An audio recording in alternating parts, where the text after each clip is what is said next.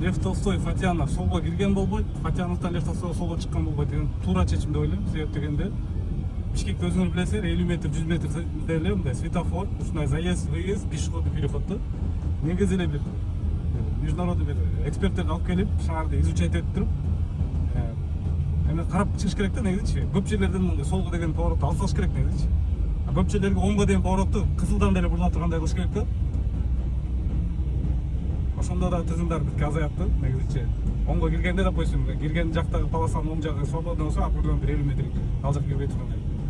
Тарс кире эле кете тургандайчы. Чиле, мен даже эмен карасам, Достоевский эме бар го. По Достоевской, так, Анкара менен Лев Толстойдун кесилишинде 1 километрге жетпеген жол 20дан ашык пешеходный переход бар да. Ала туура эмес да негизичи. Ооба адамдарга мындай шарт түзүш керек, бирок акыл эс менен түзүш керек. Ал 20дан ашык пешеходный переход, ал бүт расход да тоже, знактары бүт бар мындай. Жөн эле пустая трата бюджета да, распил болду эсептелет деп ойлойм да.